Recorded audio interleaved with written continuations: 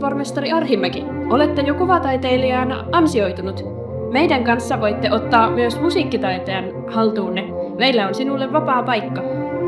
Äsken kuultuja säveliä voit tulla kuuntelemaan Puhalin-orkesteri Apollon ja Ihmon Itätuuli-orkesterin kevätkonserttiin lauantaina 23.5.